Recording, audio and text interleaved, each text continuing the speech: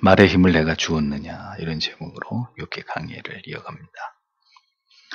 자, 하나님께서는 지으신 동물 하나하나에 관해서 구체적으로 예를 들어서 욥에게 질문을 하시고, 그리고 설명하시면서 그 모든 것들을 다스리고 통치하고 계시는 조물주의 위엄과 권능을, 그리고 그 각 생명들을 향한 하나님의 그 십륜막책하신 섭리를 욥에게 드러내고 계십니다.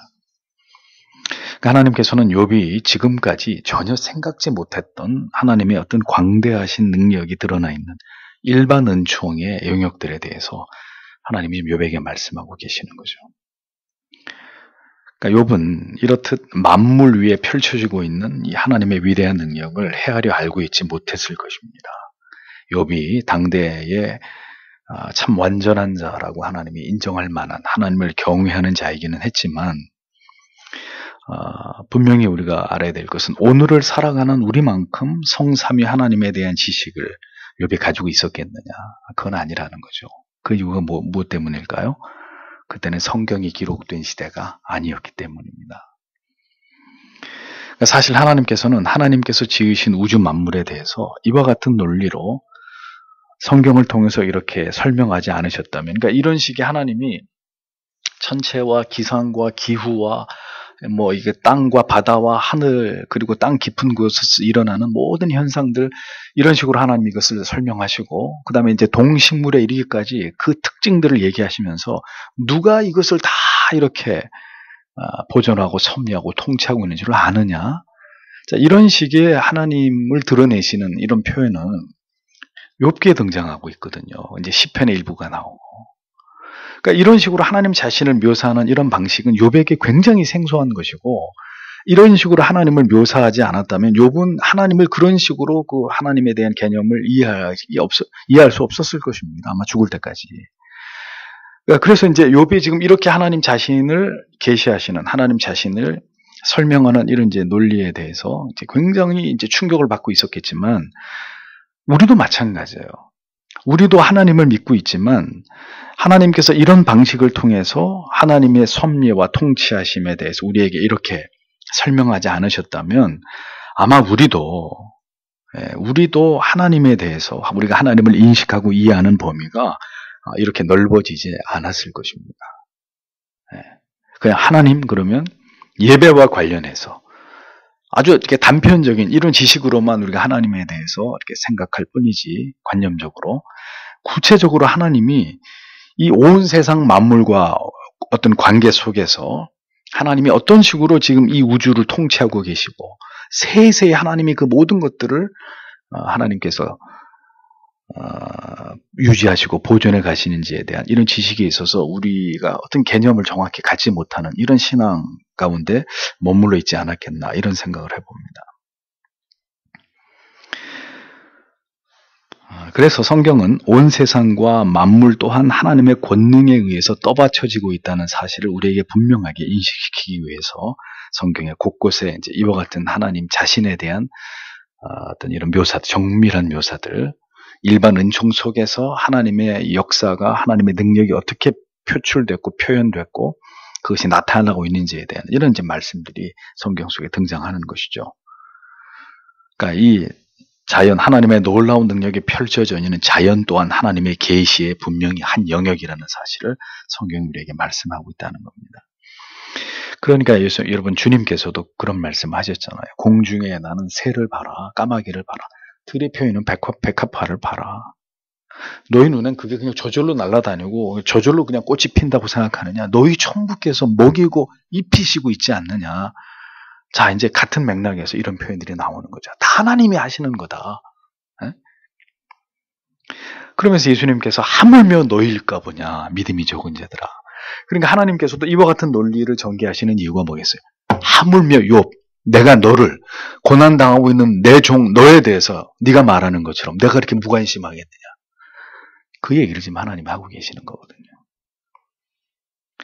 그러니까 우리가 잊어서는 안 될 것이요, 계시는 특별 계시인 성경만 있는 것이 아닙니다. 하나님의 놀라운 능력이 곳곳에 펼쳐 있고 사무쳐 있는 자연 또한 하나님의 계시의 한 영역, 일반 계시의 영역이라는 거죠.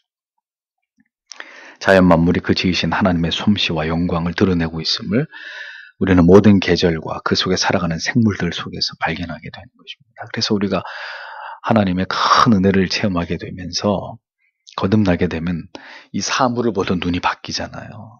그렇죠?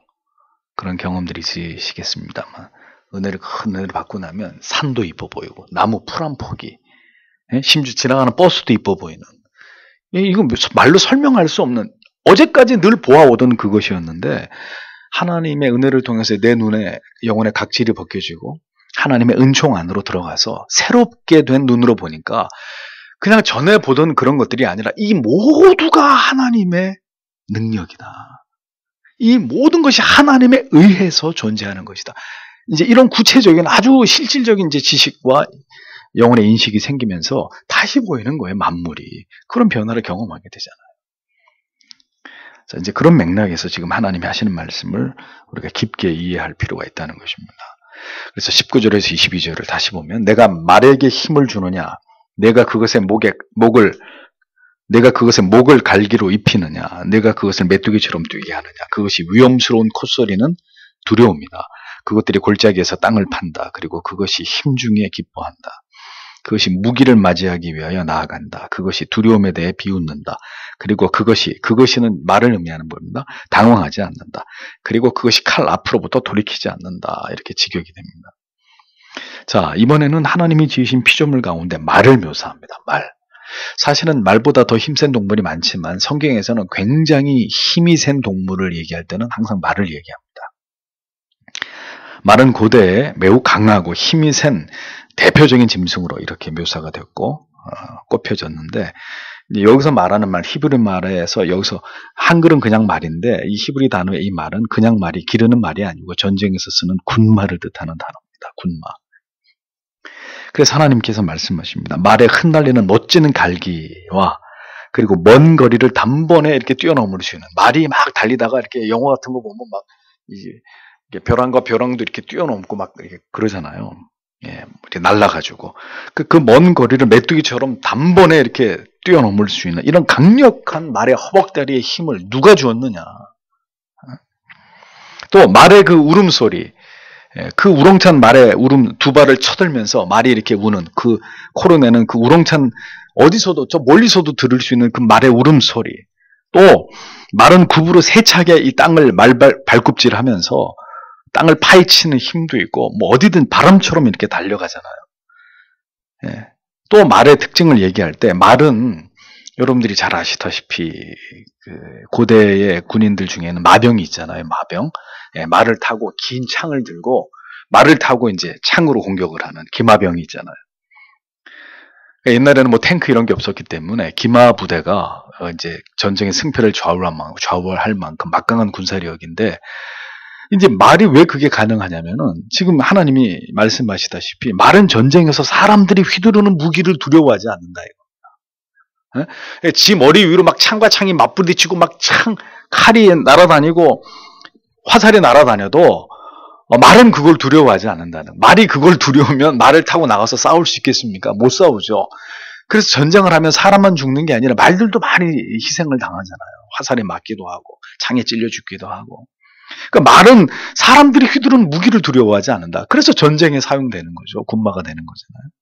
그러니까 용맹하고 힘이 센 말은 절대로 물러설 줄 모르고 자기를 타고 있는 사람을 위해서 용감하게 싸운다는 거죠. 근데 누가 말의 그런 습성을, 그런 특성을 갖게 했느냐? 요바 너냐? 하나님 이렇게 물어보시는 거죠. 이어지는 23절에서 25절. 그것 위에서 화살통, 창, 날 그리고 투창이 소리를 낸다.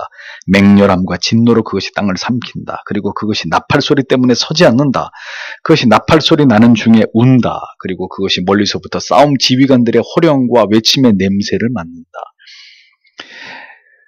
길들여지기가 좀 어렵지만 야생마는, 그러나 절대로 길들일 수 없는 동물이 아니죠. 말은 길들여집니다. 길들여지기 때문에 군인들이 타고 전장에 나가는 거죠.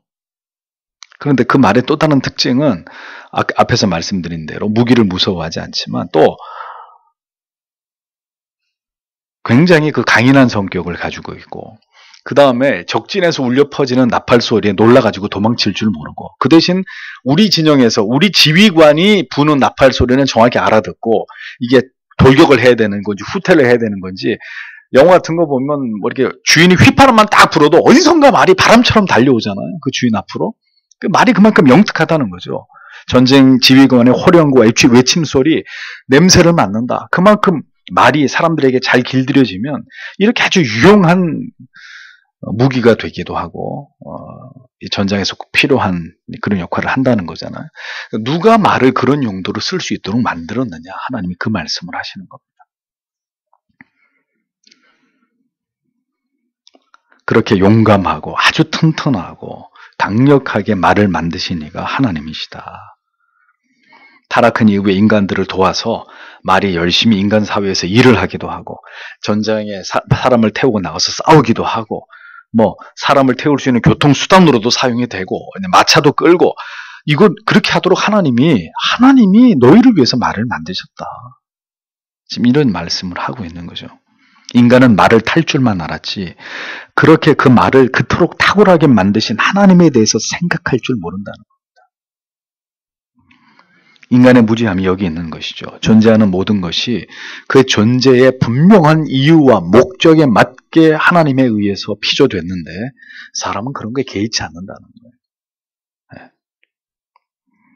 그러니까 하나님이 얼마나 인간들에게 무시를 당하시고 계시는가요? 그러니까 욥도 너도 그런 건 모르지 않았느냐? 너는 네가 지금 힘들다는 거에만 집중해서 나에 대해서 원망하고 불평할 줄 알았지, 내가 이 온 세계를 떠받치고 있고 존재하는 모든 생물체들을 내가 다 관리하고 있는데도 너는 그런 것에 대해서 알지도 못했고 그렇게 나를 인식하지도 않았고 그런 나에게 감사할 줄도 모르는 존재 아니냐. 이런 이야기를 지금 하나님이 욥에게 하고 있는 거죠.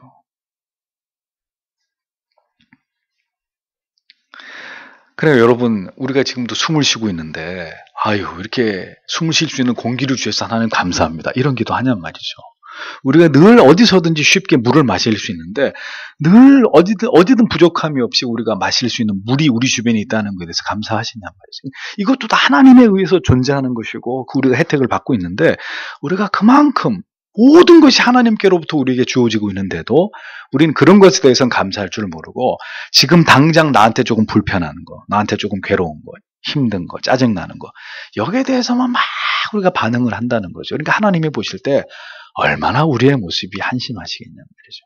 하나님이 지금 욥에게 그 메시지를 주고 계셨다는 겁니다. 다음으로 하나님이 실물 교훈이 이어지는데 26절에서 30절을 보십시오. 너의 지혜로부터 매가 날아오르느냐? 그것의 날개들을 남쪽으로 펼치느냐? 혹은 너의 명령 때문에 독수리가 올라가고 그것의 둥지를 높이는 것이냐? 그것이 절벽에 거한다. 그리고 그것이 절벽의 뾰족한 돌 위에 요새에서 밤을 지낸다. 거기서부터 그것이 먹이를 주시한다. 멀리까지 그것의 눈들이 응시한다. 그리고 그것이 새끼들이 피를 빨아들인다. 그리고 죽음들이 있는 곳 거기에 그것도 있다. 그것은 독수리나 매를 많이 의미하는 것이죠. 이렇게 번역이 되어 있습니다. 자, 이번에는 하늘을 지배하는 맹금류로 욥의 시선을 하나님이 이렇게 돌리게 하십니다. 고공을 비행하는 매나 아니면 높은 절벽이나 날카로운 바위 끝에다가 둥지를 트는 이 독수리의 습성 누가 창조했느냐? 하나님이 묻고 계시는 거예요. 저 멀리까지 움직이는 작은 쥐새끼 한 마리까지 볼 수 있는 그 매와 독수리의 뛰어난 시력, 누가 그 새들에게 그런 시력을 줬고 그 새끼들로 하여금 어미가 잡아오는 고기와 피를 빨게 하고 모든 죽은 시체들에는 독수리가 모여들게 하는 이런 시체들, 죽은 시체들, 썩어가는 시체를 뜯어먹는 이런 모든 습성까지도 누가 만든 것이냐? 하나님이 욥에게 묻고 있는, 너 그런 거 알고 있었니? 묻고 있는 거죠. 하나님이 주권적으로 그렇게 지으셨고 창조하셨고 그 생물체들이 그런 습성을 가지고 살아가도록 하나님이 다 그렇게 디자인했다는 거죠. 그리고 하나님 창조했다는 겁니다. 모든 존재하는 것들은 그냥 존재하는 것이 아닙니다. 모두 조물주에게서 조물주에 의해서 정해진 습성, 규칙, 원리, 질서에 의해서 존재하고 살아가고 번식하고 하늘 위에 어떤 현상을 드러내고 땅과 바다 속에서 어떤 일들이 일어나고, 예? 이 지구를, 이 온 우주를 지으신 그분의 뜻에 의해서 이 모든 것들이 지금도 기동하고 있다는 거죠. 우리가 모르는 곳에서, 우리가 모르는 시간 속에서, 그러나 그 하나님의 권능 속에서 이 세상이 계속 엄청난 에너지를 발산하면서 역동적으로 돌아가고 있다는 거죠. 그런데 우리 인간들은 그런 거에 대해서 아무 관심 없고, 당장 내 힘든 거, 내 어려운 거, 예? 내가 화나는 거. 그러니까 여기에만 이렇게 몰입해가지고 살아가고 있으니 하나님 보실 때 얼마나 기가 막히냐 이거죠. 욥 네가 꼭 지금 그러고 있었다는 거죠. 그렇습니다. 그럼 모든 존재하는 것이 조물주의 뜻과 섭리에 의해서 존재할진데, 그러면 여러분, 우리가 존재하는 거 우연인가요? 우리 인생에서 어떤 일들이 계속 일어납니다. 어떤 일들이 일어나는데 그거 다 우연히 일어나는 것일까요? 그런 일들이 일어나는 게 그럼 욥이 말하는 것처럼 하나님의 실수일까요? 하나님이 모르는 사이에 다 벌어지는 일들일까요? 절대로 그렇지 않다는, 그럴 수 없다는 것입니다. 하나님을 그렇게 나만의 좁은 관점이 아닌 지금의 내가 처한 상황만으로 하나님을 인식하고 제한하고 하나님에 대해서 속단할 것이 아니라 지금도 이 땅에 존재하는 모든 생물체들을 창조, 섭리, 통치, 보존하고 계시는 그런 분으로서의 하나님으로 우리가 하나님을 그렇게 올바로 인식하게 될 때 하나님에 대한 어리석은 생각에 사로잡히기보다는 또 다른 하나님에 대한 경외감과 위대하신 하나님의 권능을 실제적으로 이해하고 깨닫게 되는 그런 유익을 우리가 얻게 된다는 것입니다. 그러니 성경을 통해서 이런 하나님으로 우리가 하나님을 인식하지 못하면 우리가 태어나서 죽을 때까지 하나님을 어떤 하나님으로 인식하다가 죽을 것이냐, 이게 간단한 문제가 아니라는 거예요. 하나님 맨날 주세요 주세요 하는 대상, 죽을 때까지 그렇게만 생각하고 죽는 거 아니에요. 맨날 주세요 하나님 주세요 뭐 이것도 좀 응답해. 네. 하나님은 네가 구하는 하나님이 어떤 하나님인지를 알기를 원하시는데, 아니 그거는 관심 없고요. 하나님 나 지금 내가 죽겠다니까, 내가 지금 너무 힘들고 지금 나한테 이런 게 필요한, 이거 빨리 나한테 주셔야 된다. 이렇게 하나님을 우리가 상대하면 하나님이 우리를 바라보실 때 하나님의 마음이 어떠시겠냐는 거죠. 그래서 하나님이 이런 말씀을 통해서 욥의 시야를 확 넓히고 있는 거죠. 너 지금까지 나를 잘못 알고 있었어. 그렇기 때문에 네가 고난 가운데 나에 대해서 그런 말을 한 거잖아. 그래서 하나님이 그 욥의 시야를 활짝 확대시키시면서 하나님이 누군지를 다시 당신의 종에게 재인식시키고 계셨다는 것입니다. 그러자 욥이 하나님 앞에서 회개하는 거죠. 하나님, 이 어둔하고 이 바보 같은 것이 내가 하나님에 대해서 모르고 내가 이렇게 하나님 앞에 어줍지 않은 말을, 욥이 나중에 회개하는 장면이 나오잖아요. 우리는 세상에 벌어지는 모든 일들이 이렇게 모두 하나님의 섭리와 주관과 그분의 통치 아래서 일어나고 있다고 믿어야 됩니다. 예, 뭐라 그러셨어요? 하늘에 날아가는 참새가 떨어지는 것도 하나님이 허락하지 않으면 그런 일이 일어날 수 없다고 말씀하셨잖아요. 그렇다면 오늘 우리의 삶에 벌어지는 모든 일들 또한 하나님의 섭리와 뜻과 계획 속에서 일어나는 일. 왜 하나님 내 인생을 이렇게, 그런 얘기, 욥과 똑같은 그런 얘기하면 안 돼. 그런 불평하시면 안 된다니까요. 그러면 하나님은 뭐 하시는 분인데 나를 지금 이 지경에 이런 상황 가운데 놓고 지금 하나님 뭐 하고 똑같은 거죠. 욥이 하나님을 원망하고 불평한 것처럼 뭐가 다릅니까? 모든 우리의 삶에 벌어진 일들이 그분의 섭리와 어떤 우리가 미치 깨닫지 못하는 뜻과 하나님의 계획 속에 일어나는 일들이다. 우리가 이걸 믿어야 되는 것입니다. 그리스도인은 모든 존재하는 자연과 생물들 속에서 하나님의 능력을 볼 수 있는 자여야 합니다. 그래서 하늘의 별을 올려다보면서 또 하늘을 멋지게 때때로 수놓는 이 구름의 군무를 보면서 또 바다와 산을 이렇게 바라보면서 거대한, 가보지는 못했습니다만 그랜드 캐년 같은 이런 압도당할 수밖에 없는 대자연, 이런 계곡이나 혹은 뭐 이구아수 폭포나 나야가라 폭포, 이런 장관을 목도하면서 신자는 어떤 마음이 들어야 될까요? 이 모든 것이 하나님의 권능이 표출된 결과물이다라는 사실 앞에서 나도 모르게 하나님께 이렇게 찬양이 나올 수밖에 없는 이런 감성을 가진 사람이 신자여야 한다는 것이죠. 이 모두가 하나님의 작품이다. 하나님께서는 욥의 눈을 돌려서 그 자신의 고난에만 몰입되어 있을 것이 아니라 지금도 하나님의 위대하신 권능 속에서 운행되고 있는 이 모든 자연 만물을 한번 봐라, 욥아. 어? 그 말씀하고 계시는 거예요. 한번 봐라, 지금. 너는 계속 그러고 있는데 네가 그러고 있는 동안에도 내가 어떤 일들을 이 세상 가운데 행하고 있었는지를 봐라. 말씀하고 계시는 것입니다. 하나님.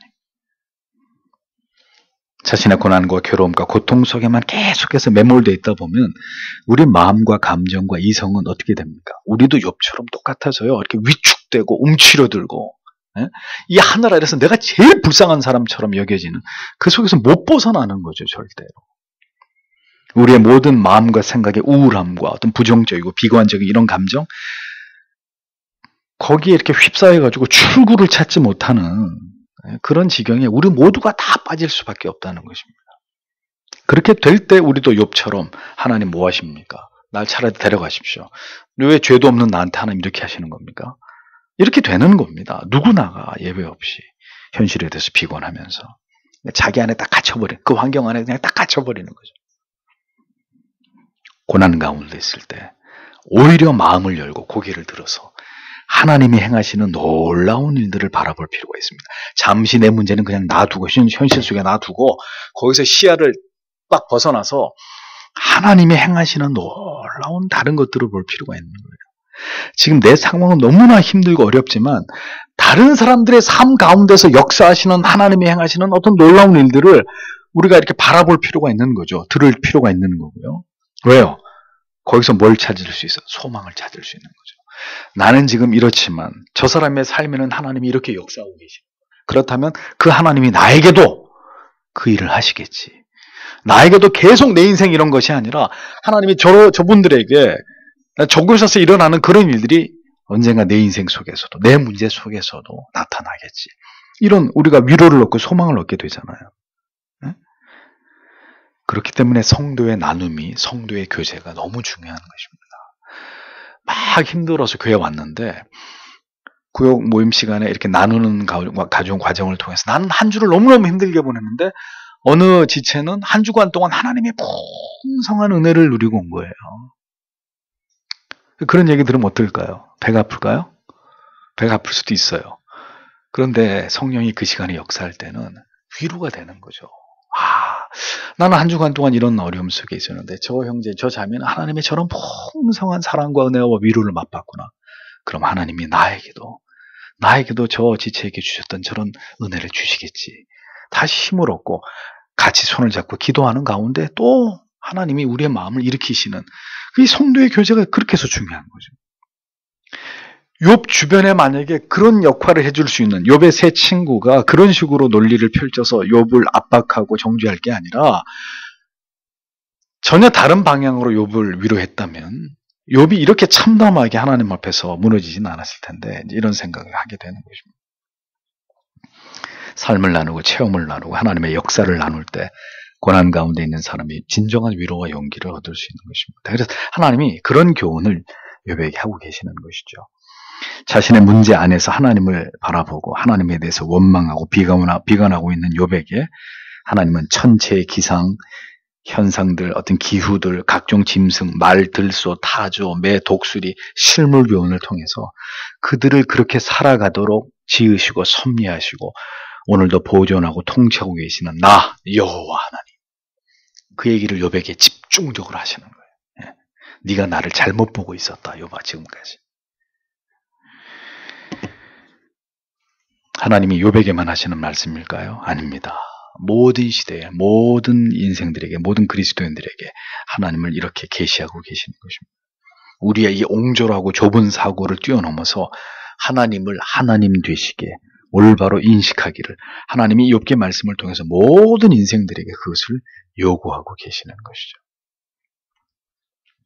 독수리 새끼들이 어미가 물고 온 고기를 뜯고 그 고기의 피를 빠는 이 작은 모습까지도 그건 뭐 독수리 새끼가 피를 빨든 말든 무슨 상관이냐 이렇게 생각하고 살았을지 모를 우리에게 그 새끼가 보여주는 본능에 충실한 그런 행동까지도 그냥 새끼가 지 마음대로 하는 게 아니라 하나님이 그렇게 살아가도록 만들었다. 이게 핵심입니다. 하나님이 그렇게 하셨다. 그렇다면 오늘 고통 가운데 있는 욥, 그가 절규한 것처럼 이유도 없이 까닭도 없이 그를 고난 가운데 있게 했다는 그의 말이 하나님을 얼마나 욥이 쉽게 생각하고 하나님에 대해서 참남한 표현을 한 것인지 하나님은 당신의 종 욥이 그것을 깊이 돌아보기를 지금 원하고 계셨다는 것입니다. 하나님의 섭리와 뜻을 생각해 보십시오. 어떤 가운데서도 내가 이렇게 힘든 이유와 그 감추어진 뜻이 무엇일지 우리는 하나님께 또 묻고 또 물으면서 하나님이 나를 이 지경에 있게 하시는 그 선하신 목적이 무엇인지를 알아서 하나님의 뜻에 순종하면서 결국은 그 모든 고난을 이겨내는, 그 고난을 지나가는, 그 고난을 통과해내는 그런 믿음의 사람, 하나님의 섭리와 뜻과 주권을 절대적으로 신뢰하는 그런 성도가 되기를 하나님이 오늘도 우리에게 원하시기 때문에 욥기를 통해서 오늘도 우리에게 이런 교훈을 주고 계시는 것이라는 겁니다. 오늘도 성도 여러분, 그런 신자 되기를 하나님 앞에 소망하시고 기도하시면서 하나님의 도우심을 앙모하는 여러분들이 되시기를 바랍니다. 기도하겠습니다.